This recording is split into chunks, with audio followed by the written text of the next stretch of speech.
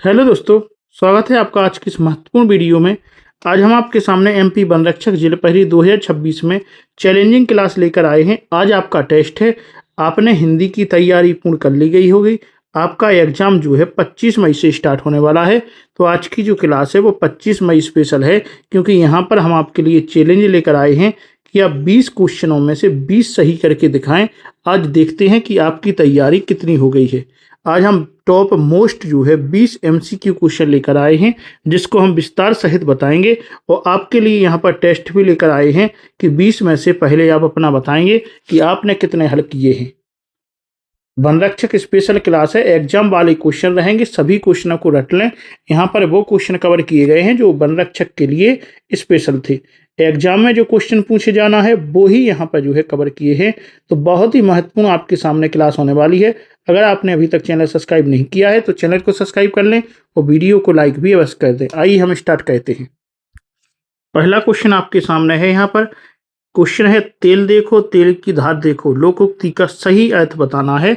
क्या होगा? ऑप्शन है लापरवाही से नुकसान होना, या तेल की धार देखकर तेल का परीक्षण करना, या समय करते काम करते समय उसकी पहचान करना, या कार्य का परिणाम देखना, या रुख पहचानना। तो आपको राइट आंसर बताना है। इसका राइट आंसर क्या हो जाएगा? आप अपना राइट आंसर लगा लें कि इसका राइट आंसर आप क्या लगा रहे हैं। तो इसका राइट आंसर आपने क्या लगाया, आप देख लें। इसका राइट आंसर जो है क्या हो जाएगा, आइए हम बताते हैं। राइट आंसर इसका डी हो जाएगा, कार्य का परिणाम देखना या रुख पहचानना। डी यहाँ पर राइट आंसर इसका हो जाएगा। तेल देखो तेल की धार देखो का अर्थ होता है कि सावधानी से काम करना या परिस्थिति के रुख या परिणाम को पहचानना। राइट आंसर आपका डी यहाँ पर हो जाएगा। तो पहला क्वेश्चन हो गया है, आपका सही है या नहीं है। अब देखते चलें। दूसरा क्वेश्चन आपके सामने है। क्वेश्चन है, पूत कपूत तो क्यों धन संचय, और पूत सपूत तो क्यों धन संचय। इस पंक्ति में कौन सा अलंकार है? छेकानुप्रयास, या वित्तानुप्रयास, या लाटानुप्रयास, या सुत्यानुप्रयास। तो आपको बताना है कि राइट आंसर यहाँ पर क्या हो जाएगा। इसका राइट आंसर क्या हो जाएगा? तो राइट आंसर क्या होगा? राइट आंसर यहाँ पे जो है सी राइट आंसर हो जाएगा। आपने अपना लगा लिया होगा। इसका राइट आंसर सी है। क्यों? क्योंकि जब एक ही शब्द या वाक्य की आवृत्ति हो और अर्थ तो वही रहे पर तात्पर्य बदल जाए तो वहां लाटानुप्रास अलंकार होता है। यहाँ जो धन संचय है, धन संचय का अर्थ समान है, पर पुत्र के स्वभाव मतलब पूत सपूत है एक जगह पे और एक जगह पे पूत कपूत है के कारण उसका जो है महत्व बदल गया है। इस कारण से कौन सा है जो है लाटानुप्रास अलंकार है। सी इसका राइट आंसर हो जाएगा। दो क्वेश्चन हो गए हैं। आपके कितने सही हैं देखते चलें। आइए हम अगला तीसरा क्वेश्चन देखते हैं। तीसरा क्वेश्चन आपके सामने है। क्वेश्चन है, सोइठा छंद के पहले और तीसरे चरण में कितनी मात्राएं होती हैं, ये आपको बताना है। तो सोइठा छंद के पहले और तीसरे चरण में कितनी मात्राएं होंगी, जी आपको यहाँ पर राइट बताना है कि इसका राइट आंसर क्या हो जाएगा। 11 13 13, या 11 11, या 11 और 13, या 13 और 11। तो आपको बताना है कि राइट आंसर यहाँ पर क्या हो जाएगा। तो राइट आंसर इसका बी राइट आंसर यहाँ पर होगा 11 11। सोइठा एक जो है अर्ध सम्मात्रिक छंद है। कौन सा है? अर्ध सम्मात्रिक। अर्ध सम्मात्रिक छंद है। यह जो है दोहा का उल्टा होता है। दोहे का क्या होता है? उल्टा। और इसके प्रथम और तीसरे चरण में 11 11 मात्राएं और दूसरे और चौथे चरण में 13 13 मात्राएं होती हैं। ये आपको याद रख लेना है। राइट आंसर इसका बी हो गया है। 3 क्वेश्चन हम कर चुके हैं। 3 में आपके कितने सही हैं आप देखते जाएं। आइए हम चौथा क्वेश्चन देखते हैं। प्रिय प्रवास किसकी प्रसिद्ध काव्य कृति है? ऑप्शन है मैथिली सेनगुप्त की है, या अयोध्या सिंह उपाध्याय हरिओद की है, या श्रीधर पाठक की है, या रामधारी सिंह दिनकर की है। तो बताना है राइट आंसर आपका यहाँ पर क्या हो जाएगा। इसका राइट आंसर क्या होगा, जी आपको बहुत ही महत्वपूर्ण क्वेश्चन है। राइट आंसर यहाँ पर क्या होगा? तो प्रिय प्रवास किसकी कृति है? राइट आंसर आपका हो जाएगा बी, अयोध्या सिंह उपाध्याय हरिओद की कृति है। यह जो है खड़ी बोली हिंदी का प्रथम महाकाव्य माना जाता है प्रिय प्रवास, और इसकी रचना जो है 1914 ईस्वी में हरिओध ने की थी। आइए हम अगला 5वां क्वेश्चन देखते हैं। 5वां क्वेश्चन आपके सामने रहेगा। तो 5वां क्वेश्चन आपको बताना है एलिगेशन शब्द का सही हिंदी पर्याय कौन सा है। ऑप्शन है आपके सामने आरोप, अभियोग, दोषसिद्धि या संहिता। तो राइट आंसर आप लगा लें, इसका राइट आंसर क्या होगा। तो इसका राइट आंसर क्या होगा, राइट आंसर आप अपना लगा लें। राइट आंसर होगा जो एलिगेशन है प्रशासनिक शब्दावली में इसको हम आरोप कहते हैं। राइट आंसर आपका यहाँ पर ए राइट आंसर हो जाएगा। आइए हमने 5 क्वेश्चन देख लिए हैं, 5 में आप कितने सही कर रहे हैं आप अपने देखते जाएं। आप देख रहे हैं कि हमें यहाँ पर आपका टेस्ट लेकर आए हैं। टेस्ट देखें आपके 20 में से आप कितने क्वेश्चन सही कर पाते हैं। ऐसे ही क्वेश्चन आपको एग्जाम में देखने को मिलेंगे। तो आज का जो टेस्ट है आपके लिए बहुत ही महत्वपूर्ण होने वाला है, क्योंकि आपको पता चल जाएगा आपकी तैयारी कैसी चल रही है। ऑप्शन है अगला, क्वेश्चन है अगला, तुलसीदास कृत विनय पत्रिका की भाषा क्या है। अवधी है, ब्रज है, कन्नौजी है या कौरवी है। तो बताना है कि राइट आंसर क्या हो जाएगा। तो जो विनय पत्रिका है उसकी भाषा क्या है, आप अपना आंसर लगा लें। राइट आंसर क्या होगा, तो राइट आंसर क्या होगा आप अपना आंसर देख लें। अपने आंसर लगा लिया होगा। तो जो विनय पत्रिका है उसकी भाषा क्या है, उसकी भाषा जो है बी राइट आंसर हो जाएगा, ब्रज भाषा है। तुलसीदास जी ने जो अपनी अधिकांश रचनाएं अवधि में की हैं, क्या कौन भाषा में की हैं, अवधि में की हैं, जैसे रामचरितमानस। लेकिन 2 ऐसी रचनाएं हैं जो है एक विनय पत्रिका और एक कवितावली की जो है रचना ब्रज भाषा में की है। जी आपको याद रखना है। तो विनय पत्रिका और कवितावली दोनों को ब्रज भाषा में इन्होंने लिखा है, बाकी इनकी जो रचनाएं हैं वे अवधी भाषा में लिखी गई हैं। तो ये भी आपको बिल्कुल बहुत ही ध्यान से याद रखना है, बहुत ही महत्वपूर्ण क्वेश्चन है। आइए हम अगला क्वेश्चन देखें। अगला 7वां क्वेश्चन आपके सामने रहेगा। 7वां क्वेश्चन आपके सामने है सांकल का तत्सम शब्द क्या होगा। बताना है सांकल का आपको तत्सम शब्द बताना है, क्या हो जाएगा। ऑप्शन है जंजीर या संशया या श्रृंखला या इनमें से कोई नहीं। तो आपको यहाँ पर राइट आंसर बताना है, इसका राइट आंसर क्या हो जाएगा। बहुत ही महत्वपूर्ण क्वेश्चन है, एग्जाम वाले क्वेश्चन है। 7वां क्वेश्चन आपके सामने है। 7 में आप कितने हल कर पाते हैं, कितने सही आपने किए हैं, आप देखते चलें। हम देखेंगे पूरे 20 क्वेश्चन और 20 में से आप कितने कर पाए हैं वो हमें कमेंट बॉक्स में आप लोग जरूर बताएं। तो संकल का आपको तत्सम शब्द बताना है, राइट आंसर क्या यहाँ पर हो जाएगा। बहुत ही महत्वपूर्ण क्वेश्चन है, आपको राइट आंसर इसका बताना है कि इसका राइट आंसर क्या हो जाएगा। तो क्या राइट आंसर होगा, तो संकल का जो तत्सम शब्द होता है वो श्रृंखला होता है। राइट आंसर आपका सी यहाँ पर राइट आंसर हो जाएगा। आइए हम अगला क्वेश्चन देखें। अगला क्वेश्चन आपके सामने रहेगा। क्वेश्चन है धावक शब्द में कौन सा प्रत्यय प्रयुक्त हुआ है, अक, आ, का या आक। तो धावक में बताना है कौन सा प्रत्यय जो है प्रयुक्त हुआ है। राइट आंसर क्या है, तो राइट आंसर यहाँ पर ये हो जाएगा अक। तो धावक शब्द में क्या है, इसको हम अगर लिखें तो हम कहेंगे धे प्लस अक, धे प्लस अक। तो धे प्लस अक बराबर धावक। तो कौन सा प्रत्यय है, अक प्रत्यय है। राइट आंसर आपका ए यहाँ पर हो जाएगा। आइए अगर अच्छा संधि क्या है इसमें, तो संधि जो है अयादि संधि होती है इसमें धावक में, क्योंकि धा को हम धे बना देते हैं। ठीक है, आइए हम अगला क्वेश्चन देखें। 9वां क्वेश्चन आपके सामने है। 9वां क्वेश्चन है कि निषेधवाचक नहीं और स्वीकारवाचक हाँ के बाद किस विराम चिन्ह का प्रयोग किया जाता है। ऑप्शन है पूर्ण विराम का, अल्प विराम का या अर्ध विराम का या विस्मयादि बोधक का। तो आपको इसका राइट आंसर बताना है, आप अपना राइट आंसर लगा लें। 9वां क्वेश्चन हम पहुंच गए हैं 9 तक। तो 9 में से आपके कितने सही हैं आप देखते चलें। 9वां क्वेश्चन इसका राइट आंसर आप लगा लें, इसका राइट आंसर क्या हो जाएगा। तो इसका राइट आंसर क्या होगा, राइट आंसर यहाँ पर जो है बी राइट आंसर इसका हो जाएगा अल्प विराम। तो जब एक वाक्य की शुरुआत में हाँ या नहीं जैसे शब्दों का प्रयोग किया जाता है तो उनके तुरंत बाद हम जो है अल्प विराम, जिसको हम ऐसा लिखते हैं, अल्प विराम का प्रयोग किया जाता है। बहुत ही महत्वपूर्ण क्वेश्चन है, जो आपको याद रख लेना है। आइए हम अगला क्वेश्चन देखें। 10वां क्वेश्चन आपके सामने रहेगा। क्वेश्चन आपके सामने है कि नीरस का सही विलोम मतलब विपरीतार्थक शब्द चुनिए। किसका? नीरस का चुनना है। ऑप्शन है विरस, असार, सरस या अरस। तो आपको बताना है नीरस का सही विलोम शब्द बताना है। राइट आंसर आपका क्या यहाँ पर हो जाएगा? बहुत ही महत्वपूर्ण क्वेश्चन है, आपको नीरस का सही विलोम जो है इसमें बताना है। तो राइट आंसर क्या हो जाएगा? आप इसका आंसर राइट लगा लें। क्या आप राइट आंसर लगाते हैं? तो राइट आंसर क्या होगा? नीरस का मतलब है जिसमें रस नहीं है, रस ना हो। रस ना हो मतलब क्या है? नीरस है वो। तो इसका विलोम क्या होगा? सरस। सी राइट आंसर इसका हो जाएगा। रस से युक्त मतलब सरस। सी यहाँ पर राइट आंसर इसका हो जाएगा। हमने 10 क्वेश्चन देख लिए हैं। आप देख लें 10 में से आप जो है कितने सही कर पाए हैं।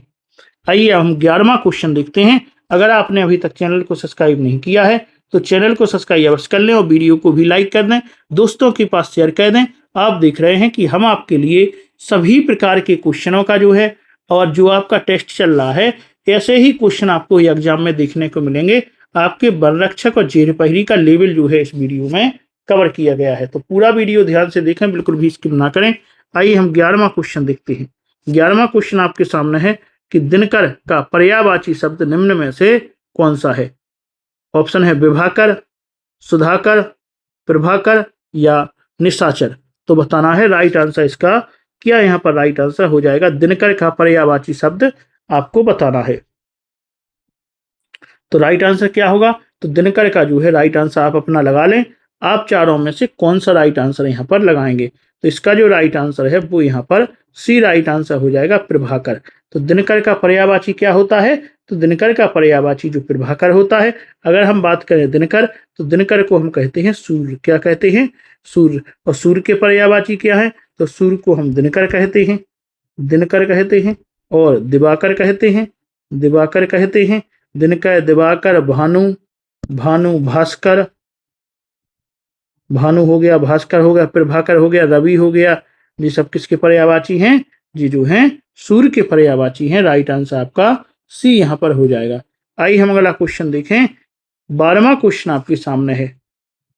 क्वेश्चन है जो यान जल में चलता हो, जो यान जल में चलता हो, इस वाक्यांश के लिए एक शब्द क्या होगा? ऑप्शन है जलज, जलचर, जलयान, जलजंज। तो राइट आंसर बताना है। इसका राइट आंसर क्या हो जाएगा? जो यान जल में चलता हो उसको क्या कहेंगे? उसको आप आंसर राइट लगा लें। इन चारों में से आपका राइट आंसर क्या यहाँ पर हो जाएगा? आपने अपना राइट आंसर लगा लिया है। चलिए देखिए, राइट आंसर यहाँ पर सी हो जाएगा, जलयान। वह वाहन या यान जो जल में चलता है उसे हम जलयान कहते हैं। जलचर कौन है? जो जल में रहने वाला है वह जलचर है। तो यहाँ पर हमसे पूछा गया है जल में यान चलने वाला, तो जलयान हो जाएगा। सी राइट आंसर जो है यहाँ पर हो जाएगा। आइए हम अगला क्वेश्चन देखें। 13वां क्वेश्चन आपके सामने है। क्वेश्चन है युधिष्ठिर शब्द में कौन सा समास है? तत्पुरुष है, कर्मधारय है, अव्ययीभाव है या बहुव्रीहि है? तो राइट आंसर बताना है। राइट आंसर क्या हो जाएगा? युधिष्ठिर में आपको समास बताना है। बहुत ही महत्वपूर्ण क्वेश्चन है, एग्जाम वाला क्वेश्चन है। आपको बताना है कि युधिष्ठिर में जो है कौन सा समास हो जाएगा। तो राइट आंसर आपने अपना लगा लिया है। इनमें से क्या राइट आंसर है? आइए देखते हैं। तो युधिष्ठिर में है मतलब युद्ध में स्थिर रहने वाला एक विशेष पात्र पांडु पुत्र है। हैं? तो जब पद किसी तीसरे विशेष की ओर संकेत करे तो वहां पर जो है बहुव्रीहि समास होता है। तो राइट आंसर क्या है? डी यहाँ पर जो है इसका राइट आंसर हो जाएगा। आइए हम अगला क्वेश्चन देखें। अगला क्वेश्चन आपके सामने है। क्वेश्चन है हिंदी साहित्य के आदिकाल का अभिनव जयदेव किसे कहा जाता है? तो अभिनव जयदेव जो है किसे कहा जाएगा? ऑप्शन है चंदबरदाई को या पुष्पदंत को या जगनिक को या विद्यापति को। तो बताना है अभिनव जयदेव जो है किसे कहा जाएगा? राइट आंसर आपको बताना है।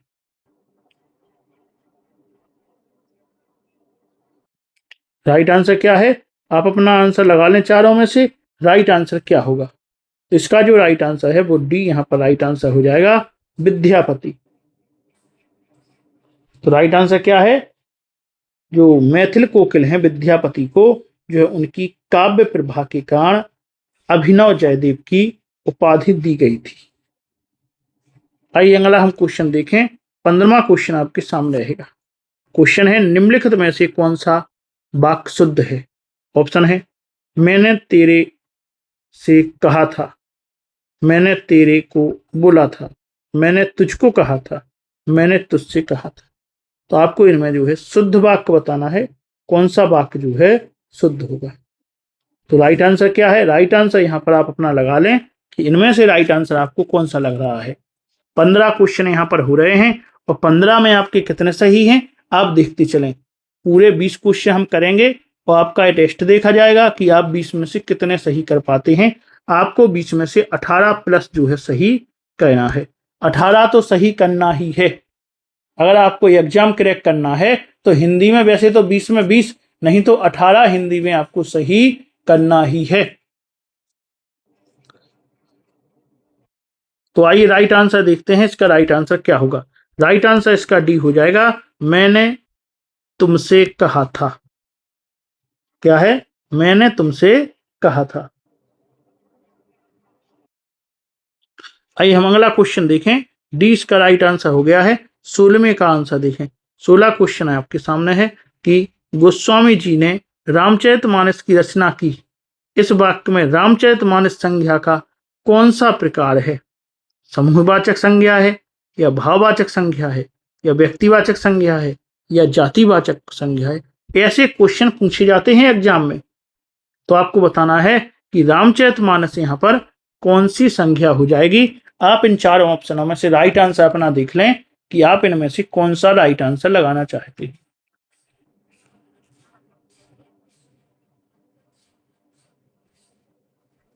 आपने राइट आंसर लगा लिया होगा तो इसका राइट आंसर क्या हो जाएगा। रामचरितमानस की बात करें तो यहाँ पर राइट आंसर जो है वो सी हो जाएगा, व्यक्तिवाचक संज्ञा होगी रामचरितमानस।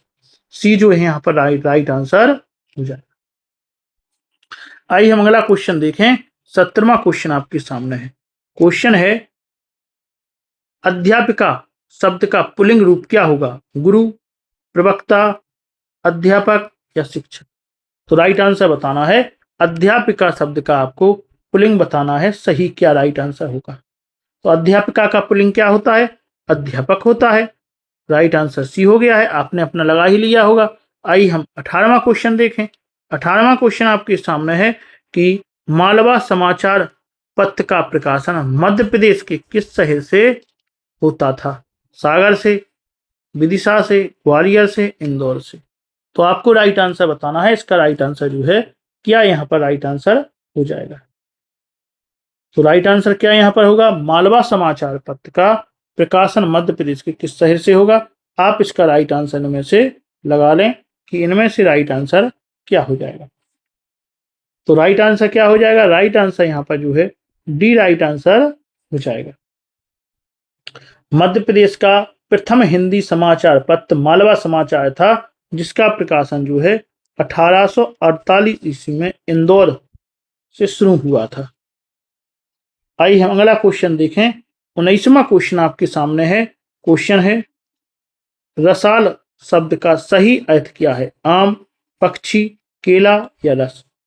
तो राइट आंसर बताना है। इसका राइट आंसर क्या हो जाएगा। तो रसाल शब्द का सही जो है अर्थ क्या होगा, जी आपको बताना है।